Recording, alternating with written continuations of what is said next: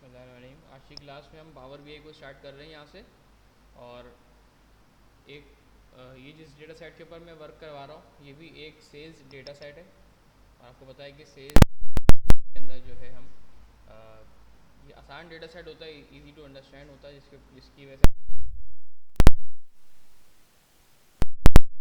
अगर हम कोई ई कंपनी लें या के पास डिपार्टमेंटल स्टोर डेटा किस तरह कर रही होती, उनके पास कस्टमर्स होते हैं, उनके पास डिफरेंट प्रोडक्ट्स होती हैं, उनके जो है स्टोर डिफरेंट डिफरेंट इलाकों के अंदर मौजूद होते हैं। तो ये सारी कैलकुलेशन, सारी वर्किंग वो जो है सिंगल फाइल के ज़रिए नहीं बल्कि मल्टीपल फाइल्स उन्होंने बनाई हुई होती हैं। तो अगर कोई इस तरह का हमारे पास डेटा सेट होगा तो हम उसको किस तरह से एक प्रॉपर डैशबोर्ड में कन्वर्ट कर रहे होंगे और डिफरेंट टेबल्स को कैसे आपस में ज्वाइन करेंगे, में डेटा हमारे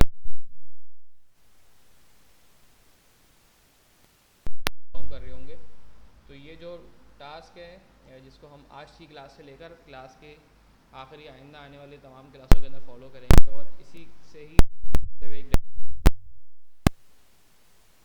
तो अब यहाँ से जो आपको कंटिन्यू करना तो ये समझें आपका एक फुल फ्लैश एक एंड टू एंड प्रोजेक्ट बनेगा। आज की क्लास जिस तरह लास्ट क्लास के अंदर हमने पावर क्वेरी को मज़ीद एक्सप्लोर कर लिया था, तो आप सबको पावर क्वेरी के ऊपर हैंड्स ऑन अच्छा खासा हो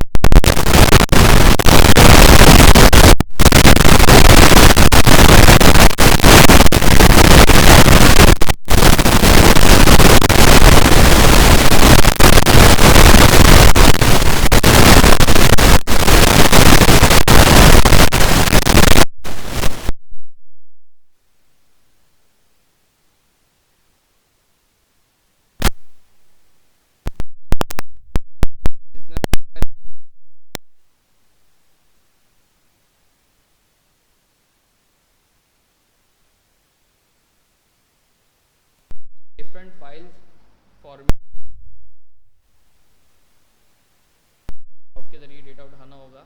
डेटा लोड करना होगा तो कैसे लोड करेंगे, CSV या टेक्स्ट फाइल के थ्रू डेटा लोड करना होगा तो कैसे करेंगे, एक्सेस के थ्रू करना होगा, JSON फाइल होगी, वेब के थ्रू करना होगा। तो डिफरेंट डिफरेंट फॉर्मेट से डेटा उठाया था, ठीक है, डेटा लोड किया था। आज हम जिस प्रॉब्लम को यूज़ कर रहे हैं उसके अंदर सिंपल आपके पास सारी फाइल CSV हैं।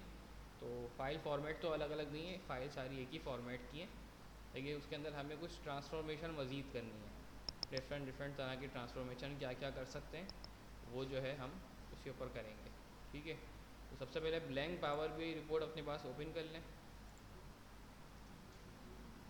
और जो है इस प्रोजेक्ट के लिए, क्योंकि अभी हम इनिशियल फेजेस में हैं और अपनी चीज़ों को सीख रहे हैं, तो अपने मेन पावर बीआई के अंदर हम पीछे सेटिंग में जाकर कुछ चीज़ों को डिसेबल कर देते हैं ताकि कुछ चीज़ें पावर बीआई की ऑटो फंक्शनैलिटी है, तो अगर उसको हम आ, उसको अगर हम इनेबल रहने देंगे, डिसेबल नहीं करेंगे, तो होगा ये कि वो चीज़ हम सीख नहीं पाएंगे। तो फॉर द लर्निंग पर्पस हम पीछे आके बैकएंड में वो चीज़ें कुछ सेट कर देंगे ताकि जब हम लर्न कर सकें तो हमें वो चीज़ प्रॉपर समझ में आ सके कि ये चीज़ कैसे हुई है। और जब वो उसका जो ऑटोमेटिक फंक्शन है, जब नेक्स्ट हम कोई प्रोजेक्ट करेंगे तो हमें वो आसानी से समझ में आ पाएगा कि ऑटोमेटिक फंक्शन किस तरह से काम कर रहा हो।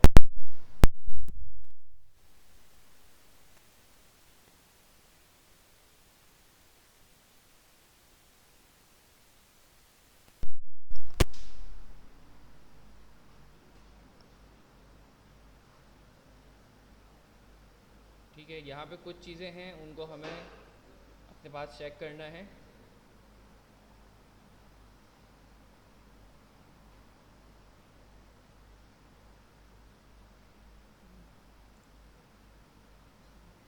पहले तो सिक्योरिटी के अंदर आ जाएं आप लोग, ग्लोबल। यहाँ पे आपको ये जो ऑप्शंस का टैब खुला है आपके पास, विंडो खुली है, इसके अंदर दो तरह के ऑप्शंस आ रहे हैं। एक तो ग्लोबल सेटिंग्स आ रही हैं और एक कुछ करंट फाइल सेटिंग आ रही हैं।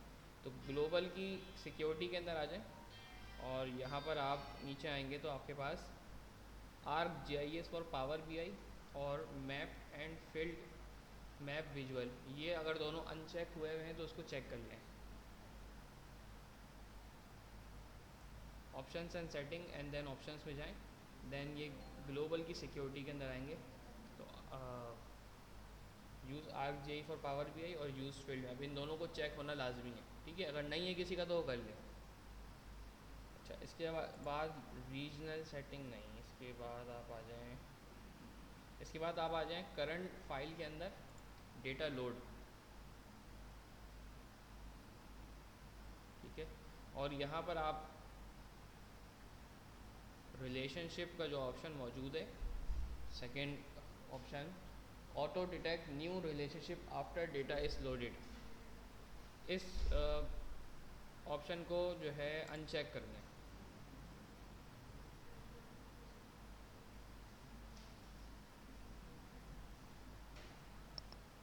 ठीक है। होता क्या है, पावर बीआई के अंदर जैसे ही आप दो फाइल्स को, एक फाइल तो आपने लोड कर ली, एक के बाद जैसे ही आप दूसरी फाइल को लोड करते हैं, उन दोनों फाइल के दरमियान वो सिमिलर कॉलम या सिमिलर वैल्यूज़ की बेसिस के ऊपर रिलेशनशिप फाइंड करना शुरू हो जाता है। तो वो कोई भी एक रिलेशनशिप उनके दरमियान अगर बन रहा होता है तो बना देता है, ठीक है।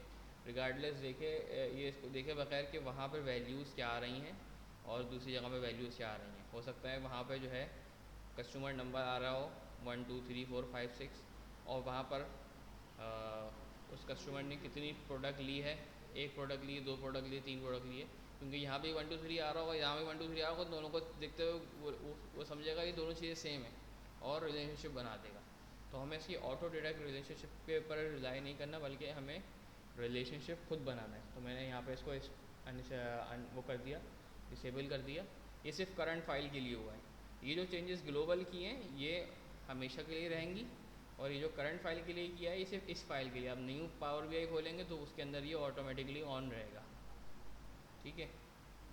रिपीट कर दूँ, यहाँ मैं करंट फाइल के डेटा लोड में आया हूँ और मैं यहाँ पे ऑटो डिटेक्ट न्यू रिलेशनशिप को मैंने अनचेक कर दिया है, चेक हुआ तो अनचेक कर दिया। इसी के अंदर आ जाए second option, regional setting. Regional setting आप जो है सेट कर दें इंग्लिश यूनाइटेड स्टेट्स। अगर आपके पास इंग्लिश पाकिस्तान या इंग्लिश यूके हुई भी है तो उसको चेंज करके कर दें इंग्लिश यूनाइटेड स्टेट्स।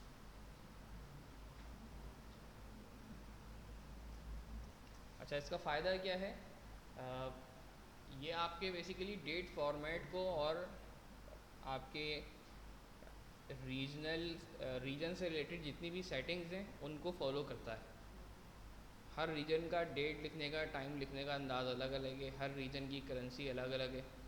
तो ये समझे आपके पास एक अपॉर्चुनिटी भी है इस कोर्स को सीखने के बाद। अगर आप फ्रीलांसिंग वगैरह करते हैं और आगे की साइड मूव कर रहे होते हैं, फ्रीलांसिंग को परस्यू कर रहे हो, तो आपके पास डिफरेंट क्लाइंट्स आएंगे, डिफरेंट कंट्री के होंगे, कोई फ्रांस का, कोई जर्मनी का, हर कोई अपना अपना डेटा सेट दे रहा होगा।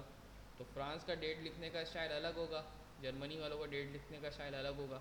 कोई डे मंथ ईयर लिख रहे होंगे, कोई मंथ डे ईयर लिख रहे होंगे, कोई ईयर डे मंथ इस तरह से लिख रहे होंगे। हर कंट्री अलग अलग उसको फॉर्मेट को फॉलो कर रहा होता है, या उनका टाइम जोन, बाकी सब चीज़ें डिफरेंट होती हैं।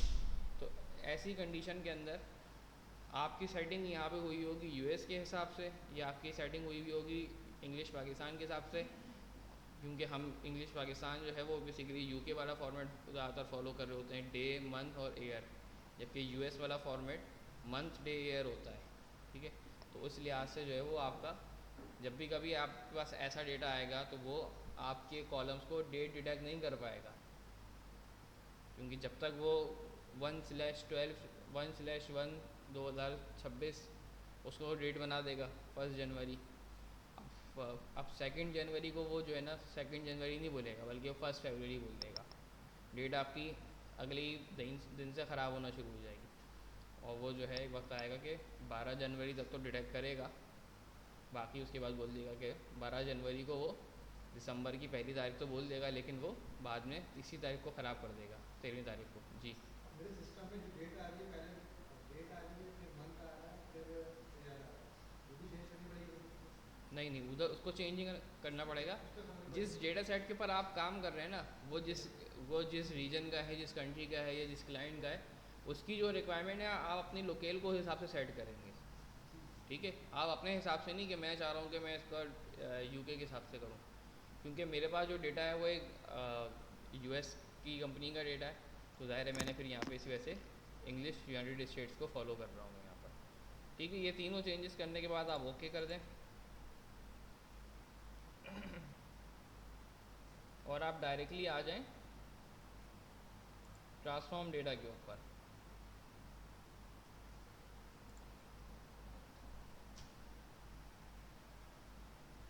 ट्रांसफॉर्म डेटा पे क्लिक किया, पावर क्वेरी आपके पास डायरेक्ट खुल गई है।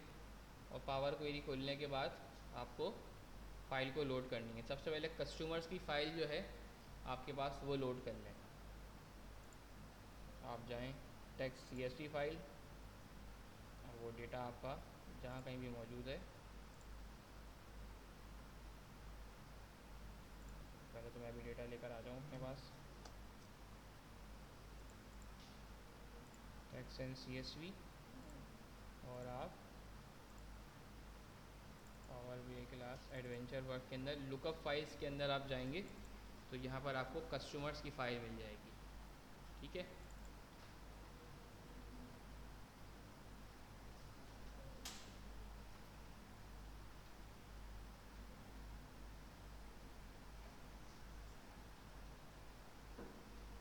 ठीक है। इस विंडो से आप लोग ऑलरेडी फेमिलियर हैं कि ये कॉमा सेपरेटेड आपका डेटा था, इसने डेलीमीटर डिटेक्ट कर लिया, बेस्ड ऑन फर्स्ट 200 रॉज इसकी टाइप डिटेक्ट कर ली है, और आपको सैम्पल डेटा यहाँ पे दिखा रहा है।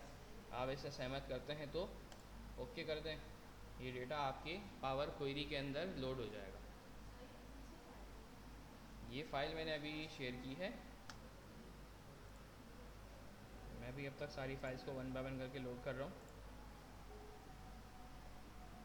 दैन मैंने प्रोडक्ट की फ़ाइल लोड कर ली।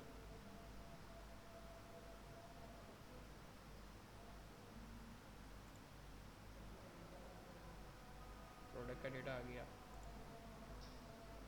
दैन में जो है वो प्रोडक्ट कैटेगरी लोड कर लेता हूँ।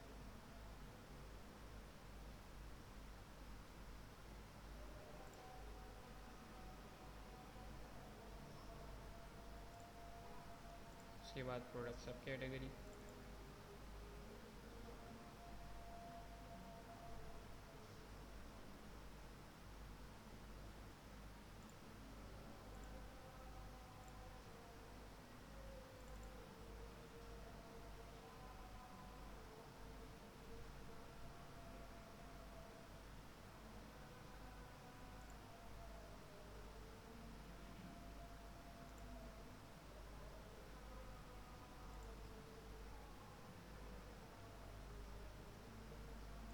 टेरिटरीज,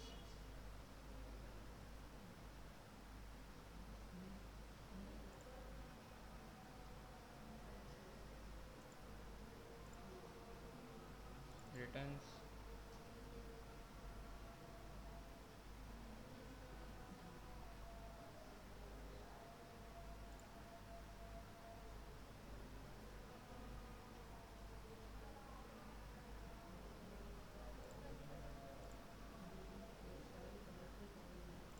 और calendar table.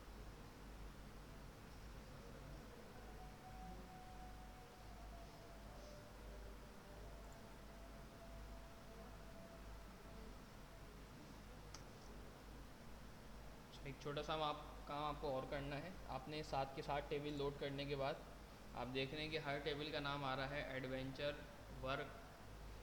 Works underscore customer. Adventure work basically company का नाम है, और उनका कस्टमर का टेबल जिसमें उनकी सारी कस्टमर की इन्फॉर्मेशन है।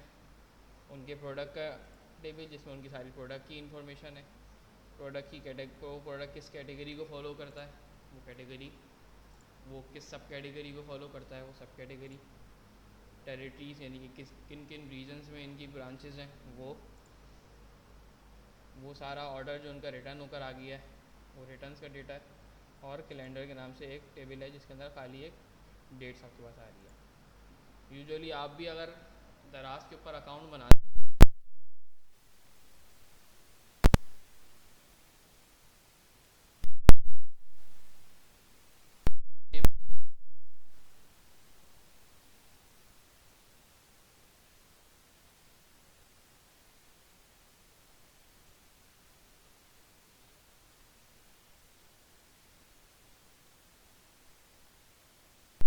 डेटाबेस में कहाँ रखेगा।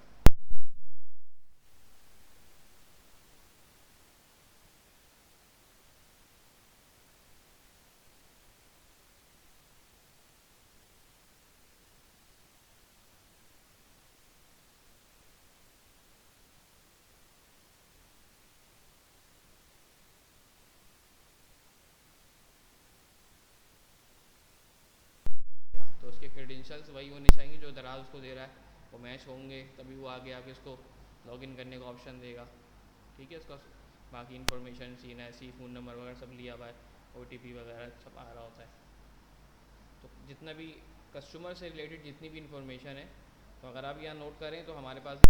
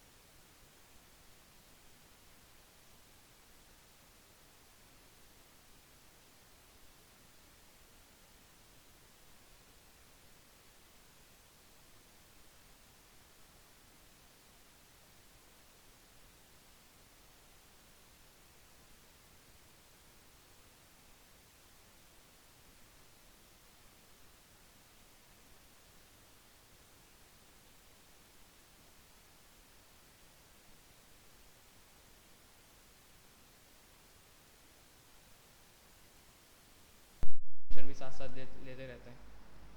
एजुकेशनल लेवल, ठीक है, ऑक्यूपेशन प्रोफेशनल है, हाउस वाइफ है, क्या है, होम ओनर अपने घर का मालिक है कि नहीं है।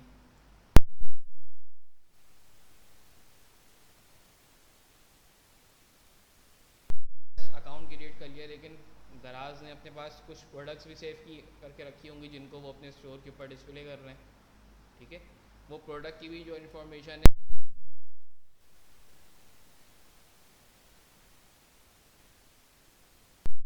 अवेलेबल है, प्राइस कितनी है उसकी, कोई डिस्काउंट दे रहे हैं कि नहीं दे रहे, और बाकी सब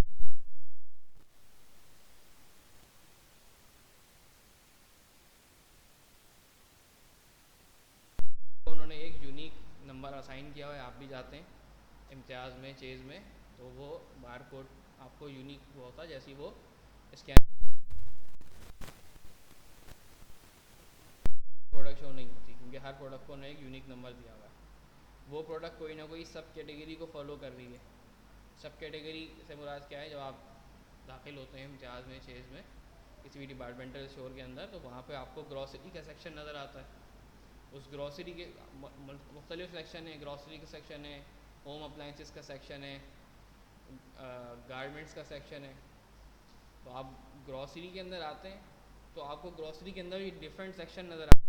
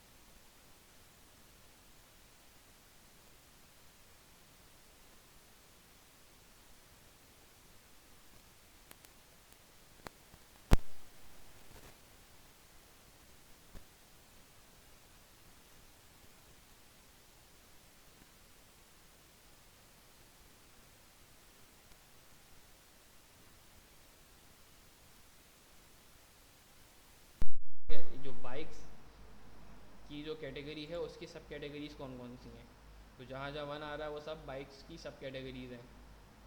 ठीक है, जहाँ जहाँ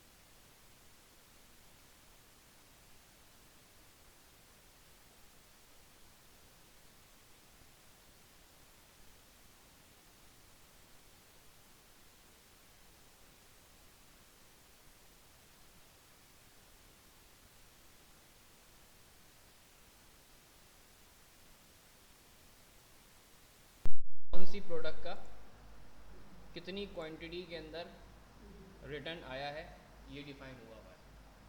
सही समझ में आ गया? मैंने पढ़ के सुना दिया आपको, लिखा हुआ नंबर है लेकिन मैंने बता दिया क्या लिखा हुआ है, किस तारीख को किस टेरिटरी से कौन सी प्रोडक्ट का कितनी क्वांटिटी में रिटर्न आया है। कैलेंडर टेबल के ऊपर भी हम आते हैं। अच्छा, अभी मुझे करना है कि बार बार एडवेंचर वर्क आ रहा है, तो मैं इसको ना एक काम करता हूँ, रीनेम कर लेता हूँ, सिर्फ कस्टमर या सिर्फ प्रोडक्ट सब कैटेगरी इनका नाम कर देता हूँ। तो आप इस टेबल के नेम को रीनेम करने के लिए आपके पास दो ऑप्शन मौजूद हैं, तीन तरह का ऑप्शन मौजूद है। तो आप यहाँ डबल क्लिक करें, आपको एडिटेबल मोड खुल जाएगा जिसके अंदर आप इसका नाम सही कर सकते हैं, ठीक है। नहीं तो क्लिक करके राइट क्लिक कर लें और यहाँ फोर्थ ऑप्शन आ जाएगा रीनेम, इधर भी करेंगे तो वही ऑप्शन आ जाएगा सेम। नहीं तो आपके पास राइट साइड के ऊपर ये नेम का ऑप्शन यहाँ पे मौजूद है, इधर भी आप क्लिक करके अगर बाकी इन्फॉर्मेशन हटा के एंटर कर देंगे तब भी आपकी टेबल जो है रीनेम हो जाएगा। तो तीनों टेबल, सारे टेबल को अपने रीनेम कर लें, जैसे आपका दिल चाह रहा है वैसे कर लें।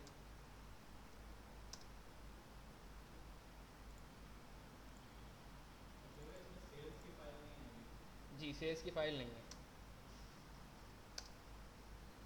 अभी हम पहले इस पे काम कर रहे हैं, अभी इसके बाद सेल्स के ऊपर काम करेंगे।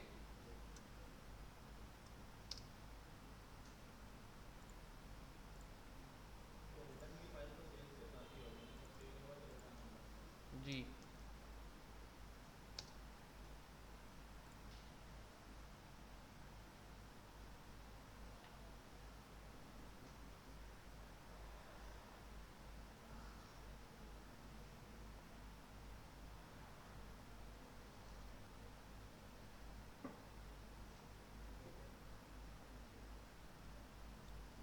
हो गया।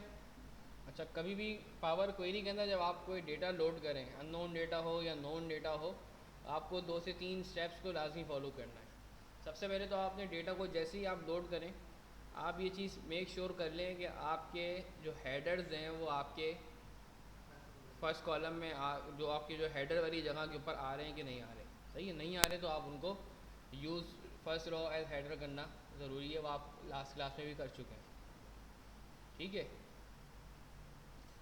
आपके सारे हेडर्स अगर आपके हेडर वाली जगह पे आ रहे हैं तो सेकंड जो चीज़ आपको देखनी है सबसे ज़्यादा ज़रूरी वो ये कि जो हर एक कॉलम अपने रेलिवेंट डेटा टाइप के अंदर मौजूद है कि नहीं, ठीक है। क्योंकि आपको पता है कि पावर क्वेरी जो है ऑटोमेटिकली 3 स्टेप्स बना देता है, फाइल लोड करने का, सही, और फाइल लोड करने के बाद उसका हेडर प्रमोट करने का, और हेडर प्रमोट करने के बाद जब उसको सारा डेटा एक सीक्वेंस मिलता है, एक ही तरह के फॉर्मेट में मिलता है, तो वो उसके हिसाब से अपनी मर्ज़ी के मुताबिक उसकी डेटा टाइप डिटेक्ट कर देता है। तो वो आया, उसने सही डेटा टाइप डिटेक्ट की है या नहीं की है, इसको मेक श्योर करेंगे हम, क्योंकि हम बिज़नेस को जानते हैं, ये हमें पता है कि जो काम हम करने जा रहे हैं कि उसके अंदर इस वाले कॉलम के अंदर यही डेटा टाइप होनी चाहिए कि नहीं होनी चाहिए, ठीक है। लेट्स सपोज उसका कॉलम है आपके पास, एनुअल इनकम का कॉलम है, लेकिन वो टैक्स में किया हुआ है किसी वजह से उसने, तो हमें पता है कि इसके अंदर ये टेक्स्ट कॉलम नहीं है, ये इंटीजर कॉलम है, इसकी वैल्यू न्यूमेरिक होनी चाहिए, इंटीजर वैल्यू होनी चाहिए। तो आप इसके बनाए हुई टाइप के ऊपर रिलाई नहीं करेंगे, बल्कि उसको मैनुअली जाके सेट करेंगे। अच्छा, उससे पहले एक काम ये करें, आप यहाँ पर व्यू के अंदर आएँ। जी, देख लें, व्यू के अंदर आकर आप यहाँ पर कुछ ऑप्शंस हैं, इसको और इनेबल कर दें तो आपके पास थोड़ी सी चीज़ें और वाज़ेह हो जाएंगी। पहला ऑप्शन आपके पास यहाँ सामने लिखा हुआ है मोनो स्पेस्ड, क्लिक करके देखें और नोट करें कि आपके डेटा के अंदर क्या चेंजेस आ रही हैं।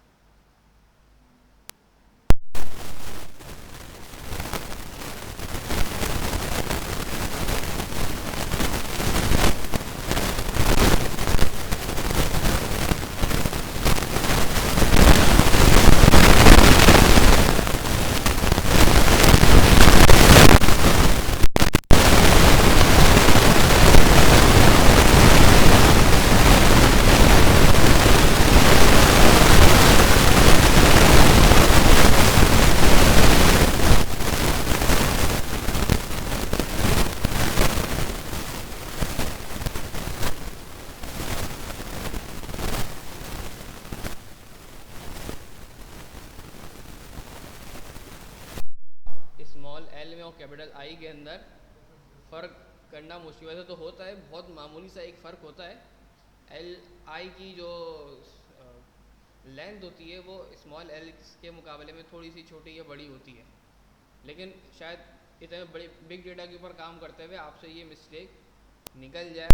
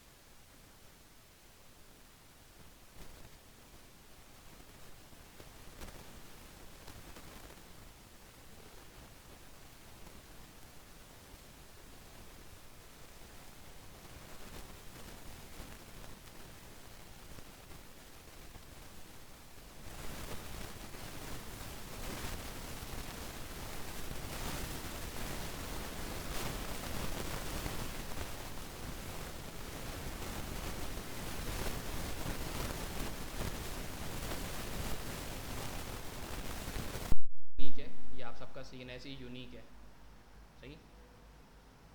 मिस्टर एक यूनिक वैल्यू है, मिसिस एक यूनिक वैल्यू है, सही। तो उस लिहाज से इसने इसको डिस्टिंग वैल्यू कह दिया, लेकिन अगर ये वैल्यू एक ही दफ़ा इस पूरे टेबल के अंदर आई हुई होती तो पावर बी इसको यूनिक भी कहता, क्योंकि बहुत सारे लोगों का नाम मिस्टर है, बहुत सारी ख़वातीन का नाम मिसिस है, तो इस लिहाज से इसने बोल दिया zero unique but 4 distinct values. और क्योंकि कस्टमर जो की है वो 1000 डिस्टिंग और 1000 यूनिक, मतलब ये कि हर वैल्यू यूनिक भी है और हर वैल्यू डिस्टिंग भी है, नहीं कि हर वैल्यू एक ही दफ़ा आई है, वो रिपीट भी नहीं हुई। इससे आपको ये भी यकीन हो गया कि आपका डेटा डुप्लीकेट नहीं है। सही है। अगर डुप्लीकेट डेटा होता तो क्या होता, जब भी कभी आप डैशबोर्ड बनाते वो वैल्यू 2 दफ़ा काउंट हो रही होती। आप कहते कि मेरे पास कितने कस्टमर्स हैं, 5 बंदे, अगर आपका डुप्लीकेट हो रहे हो तो हर दफ़ा 5 एडिशनल काउंट हो रहे होते हैं। सही है। एक्सेल के अंदर तो आप वर्किंग कर रहे होते हैं, इजीली फाइंड कर लेते हैं डुप्लीकेट की चीज़ों को। ये बिग डेटा है, यहाँ कैसे फाइंड करेंगे, यहाँ आप ऐसे फाइंड करेंगे। सही है। कॉन्सेप्चुअली ले लेके चलेंगे चीज़ें तो आपको खुद ही कॉन्फिडेंट रहेगा अपने डेटा के ऊपर कि आपका डेटा जो आप काम कर रहे हैं बिल्कुल सही कर रहे हैं। डेटा के ऊपर यहाँ पर कोई भी स्टेप अप्लाई नहीं होना, या फिर यहाँ पर जो आपने स्टेप अप्लाई किया उसका रीज़न क्या है। ठीक है। तो आपको यहाँ से अंदाज़ा हो गया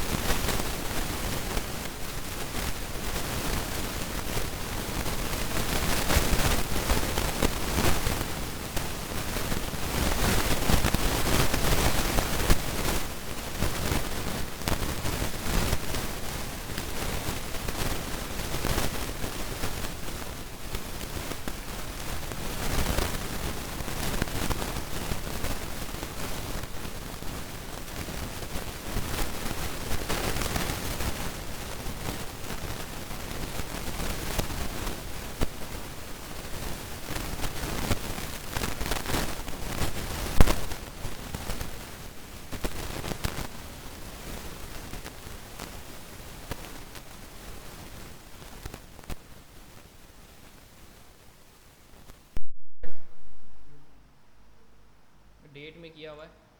ठीक है।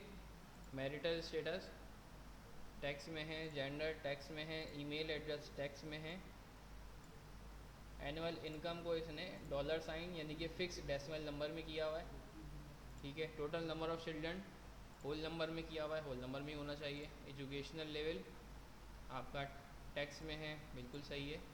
ऑक्यूपेशन टाइप टैक्स में है और होम ओनर भी टैक्स में है। इसका मतलब है कि इसने कॉलम टाइप सही डिटेक्ट की हुई है। अगर नहीं की होती तो हम इसको या के मैनुअली इसको बता देते।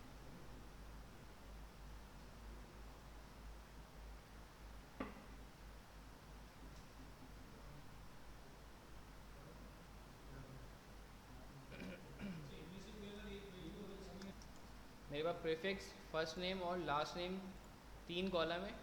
मैं चाह रहा हूँ कि इन तीनों को मिलाकर मैं एक कॉलम बना दूँ जिसमें फुल नेम आ जाए, अलग बिला वजह अलग अलग प्रीफिक्स अलग रखा पाऊँ, फर्स्ट नेम अलग रखा पाऊँ, लास्ट नेम रखा पाऊँ, पूरा एक कंबाइन आ जाए, मिस्टर जॉन यंग पूरा नाम आ जाए उसका। तो जी मतलब जो हमारे पास ब्लैंक आया है, एरर एम्प्टी आया है, उसमें हम कुछ नहीं कर सकते। नहीं, कर सकते हैं आप रिप्लेस वैल्यू कर दें, लेकिन आपको पता है क्या होगा उसके अंदर? आपको थोड़ी पता। उसका जेंडर के हिसाब से मिस्टर मिसेस या वो मिसेस, ये आइडिया नहीं है। तो बाद का डेमोग्राफिक, ये जो इम्प्यूटेशन जितनी भी करनी होती है ना, ज़्यादातर आप न्यूमेरिकल डेटा के ऊपर तो कर लेते हैं कि आप पूरे डेटा के अंदर जो मिसिंग वैल्यूज़ हैं उसको पूरे, लेट सपोज किसी की इनकम मिसिंग है तो आप कहेंगे कि भाई इस बंदे की इनकम नहीं है, तो इसकी इनकम कितनी होगी? 20-25 लाख तो होगी नहीं। जितने 10,000 कस्टमर मेरे पास मौजूद हैं उसी से रिलेटेड अगर मैं उन सबकी इनकम का मीन निकाल लूँ तो इसकी भी कम बेश इनकम इतनी ही होगी। तो आप एक्चुअल तो नहीं, लेकिन आप उसके करीब करीब का एक नंबर वहाँ पे ऐड कर देते हैं, पूरे कॉलम का मीन निकाल कर वो मीन वैल्यू वहाँ डाल देते हैं, एवरेज वैल्यू डाल देते हैं। लेकिन आप यहाँ तो ये नहीं कर सकते ना। जी ये जो आप बता रहे हैं अमेंडमेंट, फॉर एग्जांपल इनकम नहीं है और इनकम में अमेंडमेंट करना चाह रहे हैं, तो ये यहाँ पे करेंगे या मेन सीएसवी फाइल में करके फिर अपलोड करेंगे इसको? नहीं नहीं, यहाँ करेंगे ना, यहाँ पे हो जाएगा। यहाँ हो जाएगा।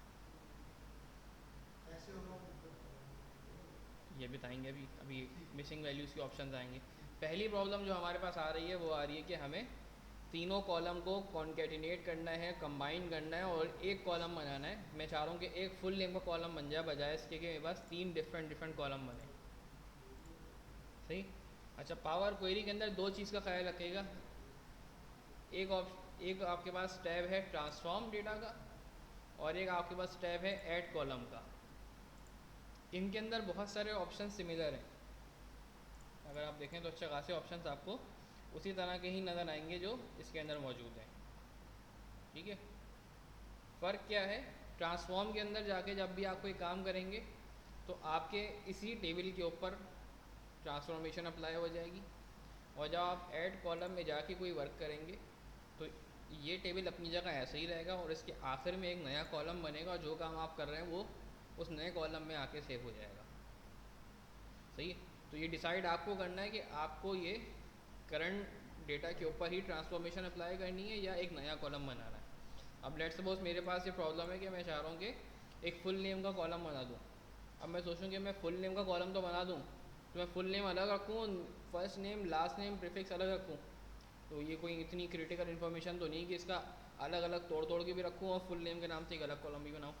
तो मैं चाहूँगा कि ये एक साथ एक ही जगह पे कंबाइन हो जाए। तो एक ही जगह कंबाइन हो जाए तो मैं करूँगा ये कि मैंने प्रीफिक्स का कॉलम सिलेक्ट किया और कंट्रोल प्रेस करके रखा, फर्स्ट नेम का कॉलम सिलेक्ट किया और कंट्रोल प्रेस करके ही रखा, लास्ट नेम का कॉलम सिलेक्ट कर दिया। ठीक है, ये तीनों कॉलम सिलेक्ट कर दिए मैंने। अब मैं जाता हूँ ट्रांसफॉर्म के अंदर। सही। और यहीं पर आपके पास ऑप्शन मौजूद है मर्ज कॉलम्स का।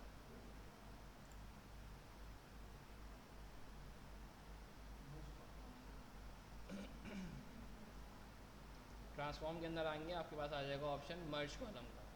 ये मर्ज कॉलम के अंदर आपको मांगा जा रहा है कि सेपरेटर क्या है। तीनों कॉलम को मर्ज तो करना है लेकिन बीच में कोई सेपरेटर देना है।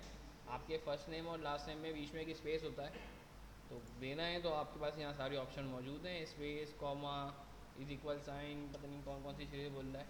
सही। कस्टम आप अपना डिफाइन भी कर सकते हैं, तो आप बोलते हैं स्पेस। और नए कॉलम का नाम क्या होना चाहिए? Full name. ठीक है, ये ओके कर दिया आपने। अब आपकी सारी इन्फॉर्मेशन जो है वो एक कॉलम में सेव हो गई और वो 3 कॉलम थे उसकी जगह आपके पास सिंगल कॉलम आ गया। और यहाँ पे आपके आगे देखें तो आपके पास यहाँ पे एक नया स्टेप क्रिएट हो गया मर्ज कॉलम के नाम से।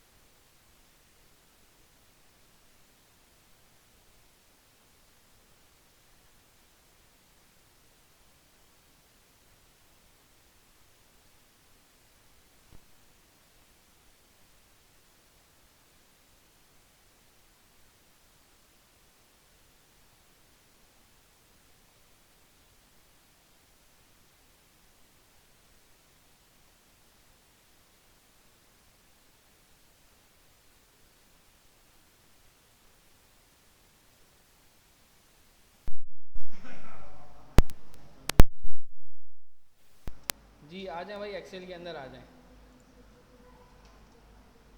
एक्सेल क्या काम गई हमारे पास, ये रहा ईमेल एड्रेस। ठीक है, ये मैंने एक नया कॉलम ऐड कर दिया बराबर में, और प्रॉब्लम हमारे पास इज़ इक्वल टू, अगर मैं यहाँ लेफ़्ट से 3 उठा लेता हूँ तो ये जॉन आ जाएगा, 5 उठा लेता हूँ तो यहाँ तो काम बन जाएगा, लेकिन बाकी का काम नहीं बन पाएगा।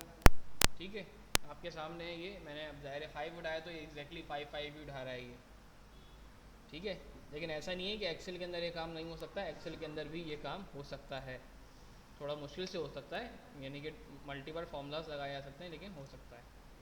ठीक है, सबसे पहले मैं एक्सेल के अंदर एक फार्मूला लगा रहा हूँ। 2 फार्मूलाज हैं, एक फार्मूला है फाइंड, ये भी वही काम करता है, और एक फार्मूला है सर्च। फाइंड और सर्च एक ही बात है, फार्मूला भी सेम ही काम करता है। ठीक है जी, क्या ये 2 चीज़ मांग रहा है, टैक्स बताओ और किस टैक्स में से फाइंड करना है ये बताओ। तो मैंने इसको बोल दिया @ और कहाँ फाइंड करना है, इस टैक्स में से फाइंड करना है। ठीक है, एंटर। इसने क्या किया, मुझे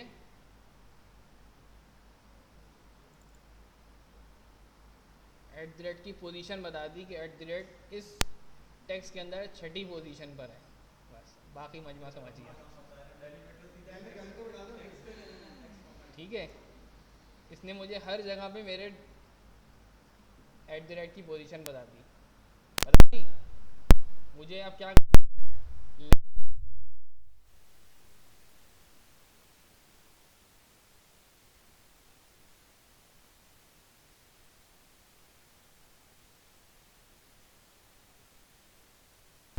ये वाला सर्च वाला फॉर्मूला लिख दूंगा। इसका मतलब ये हुआ कि मैं यहाँ पर माइनस की बात भी आएगी, बिल्कुल सही बोला आपने। लेफ़्ट से, सॉरी, लेफ़्ट से कौन सा टैक्स, ये टैक्स, और कितने करेक्टर, इतने करेक्टर अगर मैं करता हूँ तो मेरे पास ऑप्शन आता है ये, लेफ़्ट से 6 करेक्टर, यानी कि जॉन।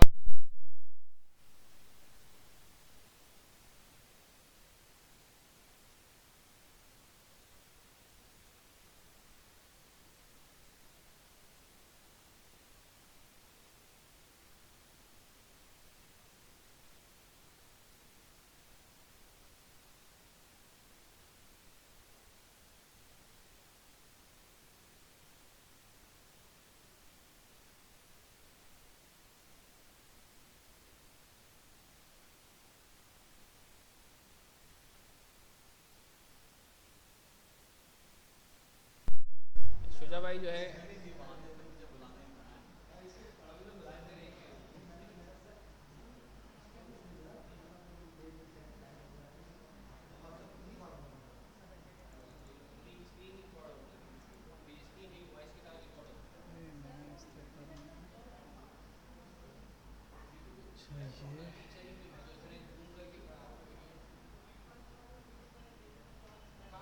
देखिए ये तीनों कॉलम्स हमने सेलेक्ट किए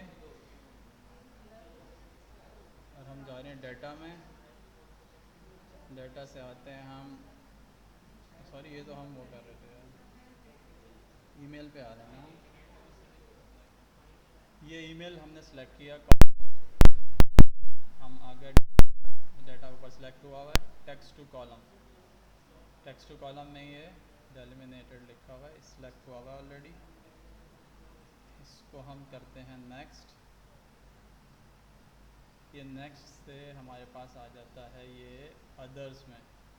अदर्स में हम इसको बताते हैं कि @ जो है ना वो हमारा डेलिमिनेट है। इसको मैंने किया नेक्स्ट और इसको किया फिनिश। तो ये देखें, ये रह गया। मुझे करना ये था सिर्फ, मैंने जो अभी मिस्टेक किया कि एक न्यू कॉलम ऐड करना था। सर आपका ये बहुत तेज़ चल रहा है ये माशाल्लाह। ठीक है, ये मैं इसको कंट्रोल Z कर देता हूँ और यहाँ पे ऐड करता हूँ, इसको एक कॉलम ऐड कर देता हूँ। ठीक है, अब मैंने इसको सिलेक्ट किया, वही प्रोसेस मैं फॉलो करूँगा। Data, text to column, eliminate, नीचे आ जाएगा नीचे। नेक्स्ट किया मैंने इसे, यहाँ से अदर्स पे मैंने @ रखा, यहाँ से फिनिश, नेक्स्ट और देन फिनिश। अच्छा ये दोनों इसने सेपरेट कर दिया, ये मेरा यूज़र आईडी हो गया। सर आपका जो माउस है ना ये चलता है, मुझसे समझ नहीं रहा। अच्छा इसको जूम कम कर देता।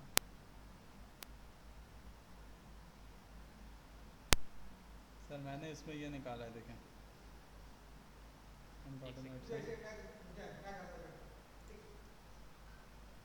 अच्छा यहाँ से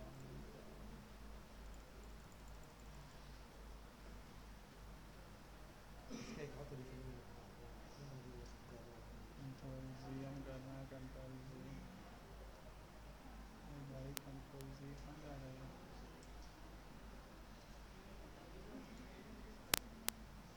ये हो गया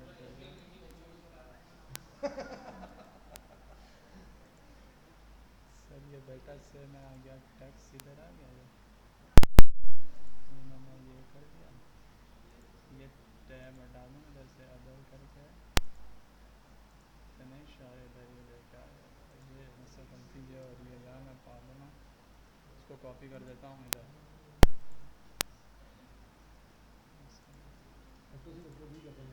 ठीक है।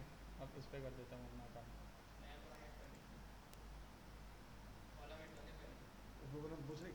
एक और कॉलम ऐड कर, अभी सही है। टेक्स्ट टू कॉलम होगा नेक्स्ट पे, ये 10 पहले ही क्लिक हुआ है मेरा, ये फिनिश हो गया, ठीक है। इसको मैं कर देता हूँ डिलीट, और ये मेरा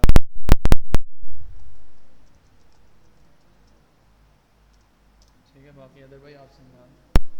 जिन्होंने कर दिया, मैंने एक फार्मूला देखा है अभी इसको ना, तो मैं वो करूँगा उस फार्मूले के थ्रू। इक्वल टू हम इसमें करेंगे टैक्स बिफोर, ठीक है।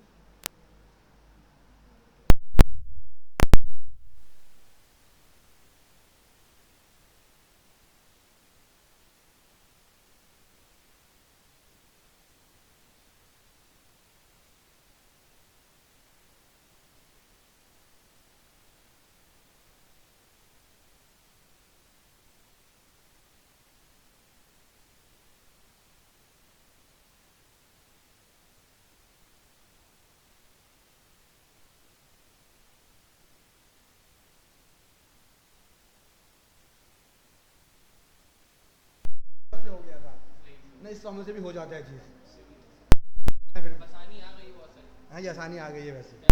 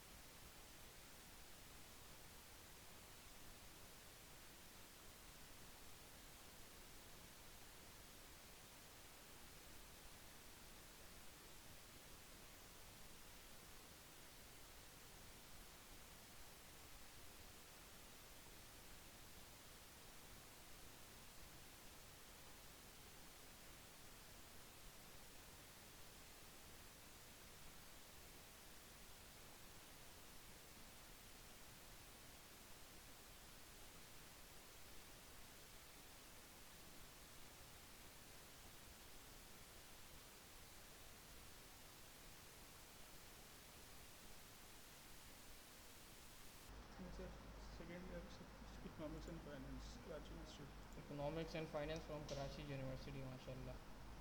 कौन सी प्रॉब्लम थी हमारी? इनकम, ये वाली बात।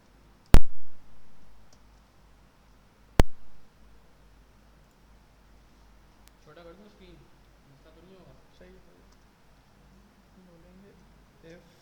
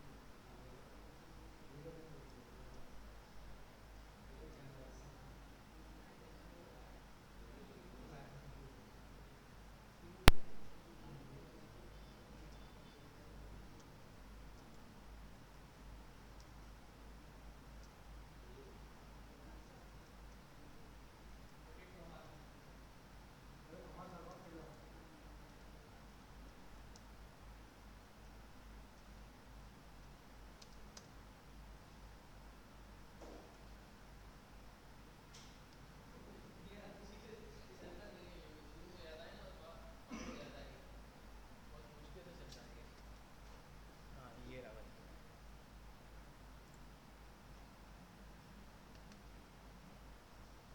ठीक है भाई, ज़बरदस्त, बिल्कुल सही फॉर्मूला लगाया।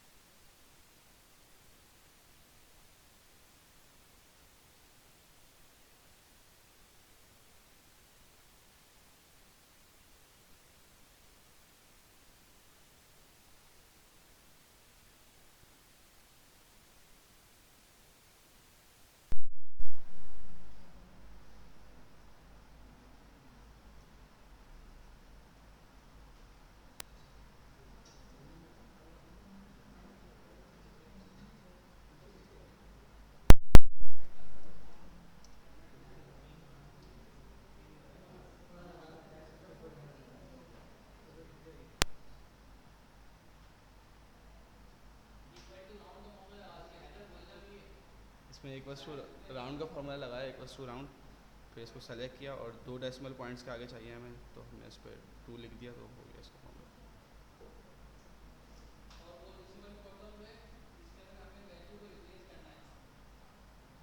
वैल्यू को रिप्लेस भी है यार।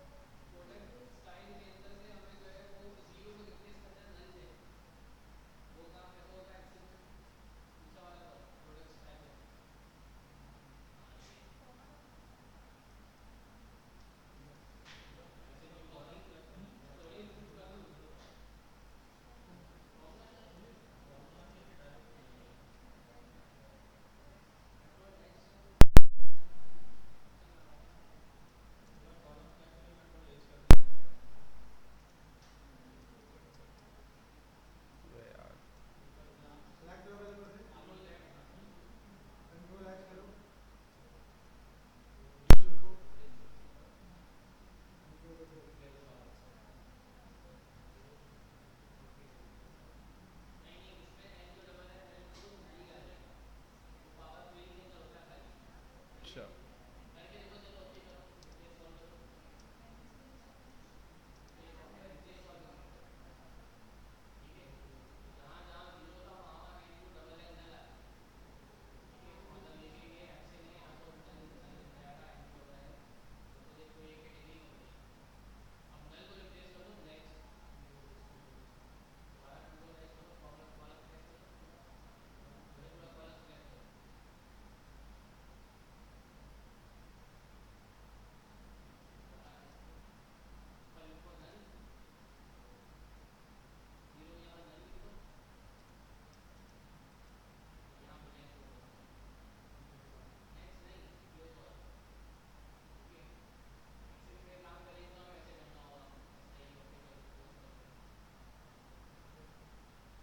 चल ही नहीं रहा।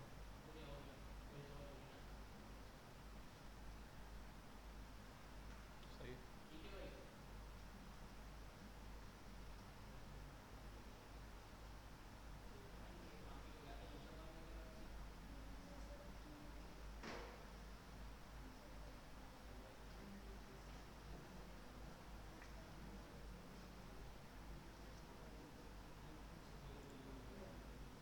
ठीक है, आपको राउंड भी करना आ गया और भी करना आ गया। इसी तरह से आप जो है वो, अगर मैं आपसे बोलूँ कि प्रोडक्ट SKU के अंदर से जो है वो, बल्कि छोड़ दें, ये रिपीट हो जाएगी इन्फॉर्म बल्कि ये ऑलरेडी आप प्रॉब्लम कर चुके हैं। सही।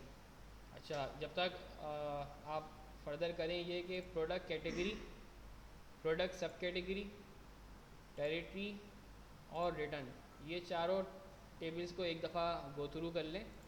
इनके अंदर कोई भी स्टेप अप्लाई नहीं करने, तो एक थोड़ा सुकून मिला कि हमने बहुत सारा काम अचीव कर लिया, वरना लग रहा था कि शायद क्लास नहीं हो पाएगी। तो इसके अंदर कुछ भी अचीव नहीं करना। तो फ़िलहाल बस आप इसको देख लें कि आपने जो डेटा लोड किया है वो रेलिवेंट डेटा लोड हो गया है, और इसकी जो टाइप है कॉलम की वो रेलिवेंट है कि नहीं है। प्रोडक्ट कैटेगरी जो है वो उसकी कैटेगरी की इंटीजर है और कैटेगरी नेम टेक्स्ट है। बिल्कुल।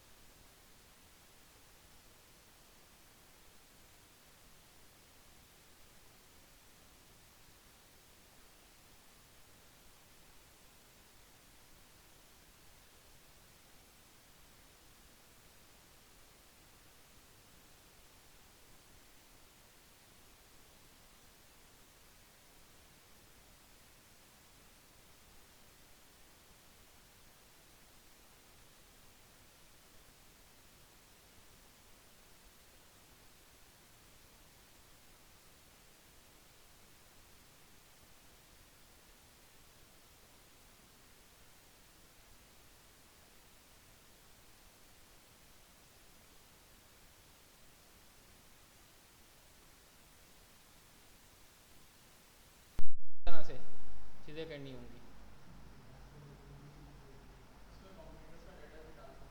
कॉम्पिटिटर का डेटा सकते हैं कि चलो ठीक है हमारी सेल नहीं हो रही, लेकिन जो किफ़ाया और जो दूसरे चेयर वगैरह हैं उनकी भी सेल इतनी नहीं हो रही, पहली बात तो, लेकिन उनका डेटा मिलेगा नहीं। लेकिन लेट्स सपोज ये तो एक ये वाली एग्जांपल थी ना, अब हम बैंकिंग सेक्टर की बात करें या और किसी और सेक्टर, इंश्योरेंस